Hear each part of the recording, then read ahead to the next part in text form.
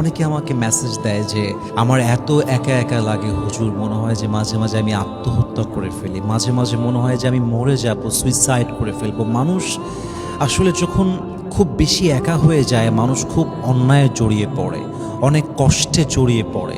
এবং যারা এই একা লাইফটাকে এনজয় করতে শেখে নাই, তারাই জানে যে একা থাকার জ্বালা কত বড় জ্বালা। যদি আপনি এই একা একা জীবনটাকে এনজয় করতে চান, আপনার জীবনের এই একাকিত্বটাকে আল্লাহর পক্ষ থেকে আসা একটা রহমত হিসেবে অ্যাকসেপ্ট করেন। এর কারণ হলো আল্লাহর হাবিব বলেছেন, তোমার জীবনের একাকিত্ব, তোমার জীবনের কষ্ট, তোমার জীবনের আঘাত, তোমার জীবনে আসা যে কোনো যন্ত্রণা যদি তোমাকে তোমার রবের কাছে জাস্ট এক ধাপ এগিয়ে নিয়ে যায়, এই কষ্ট তোমার জীবনে কষ্ট নয়, এই আঘাত তোমার জীবনে আঘাত নয়, এই যন্ত্রণা তোমার জীবনের যন্ত্রণা নয়, বরং এই কষ্ট, এই আঘাত তোমাকে আল্লাহ তাআলা রহমত হিসেবে তোমার জীবনে গিফট করে পাঠিয়েছে। সুবহানাল্লাহ পড়বেন না আপনারা সবাই? অতএব accept your loneliness as a mercy from your Lord. After that, you can enjoy your loneliness life. আপনি যখন নিজের জীবনের একাকিত্বটাকে আল্লাহর রহমত হিসেবে নিতে পারবেন, তখন আপনার যেই একা একা লাগে, আপনার যে মাঝে মাঝে মনে হয় কেউ আপনার সঙ্গে নেই, কষ্ট যে আপনার খুব বেশি ফিল হয়, এই কষ্টটা কমায় দিবে একজন, বলেন সবাই তিনি কে? এবং মাথায় রাখবেন, আল্লাহর হাবিব সাল্লাল্লাহু আলাইহি ওয়াসাল্লাম তিনিও একটা লম্বা সময় পর্যন্ত একা একা ছিলেন। তার বাবা ছিল না, মা ছিল না, ওয়াইফ ছিল না, দীর্ঘ লম্বা সময় যাবৎ তিনি একাকিত্বের মাঝেই ছিলেন।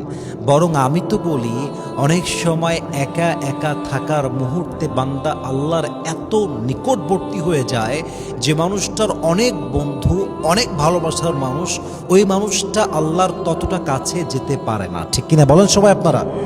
এজন্য আল্লাহর এই একাকিত্বের যে মুহূর্তটা আল্লাহ আপনাকে দিয়েছেন, এই একাকিত্ব মুহূর্তটাকে আল্লাহ রহমত হিসেবে অ্যাকসেপ্ট করবেন, বলেন সবাই ইনশাআল্লাহ।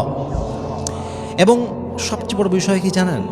এটা রহমত এই জন্য যে মাঝে মাঝে একা থাকা উত্তম বেঈমানের সঙ্গে থাকার চাইতে, মাঝে মাঝে একা থাকা উত্তম বিশ্বাসঘাতকের সঙ্গে বাঁচার চাইতে। ইভেন আমার কাছে মনে হয় যে একজন মানুষ ন্যাংরার সঙ্গে বাঁচতে পারে, খোড়ার সঙ্গে বাঁচতে পারে, একজন মানুষ অন্ধের সঙ্গে বসবাস করতে পারে, কিন্তু একজন মানুষ কখনো বেঈমান গাদ্দারের সঙ্গে আজীবন বাঁচতে পারে না। ঠিক কিনা বলেন সবাই আপনারা? কবি লিখেছেন, খুব সুন্দর একটা কবিতা আমার মনে পড়ে গেল।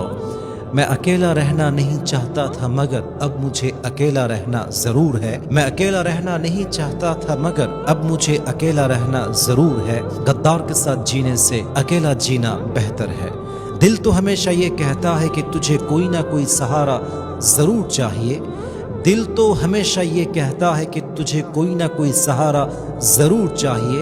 फिर मैं अपने आप से पूछता हूँ कि तुझे धोखा दोबारा क्यों चाहिए। What an amazing words it is! কত মারাত্মক কথা এটা। উনি বলেন যে আমি কখনো একা থাকতে চাই নাই, কিন্তু আমার মনে হচ্ছে আমাকে একা থাকতে এখন অবশ্যই হবে। কারণ আমার মন তো মাঝে মাঝে আমাকে বলে, তোর তো একজন সঙ্গীর দরকার, একজন পার্টনার দরকার।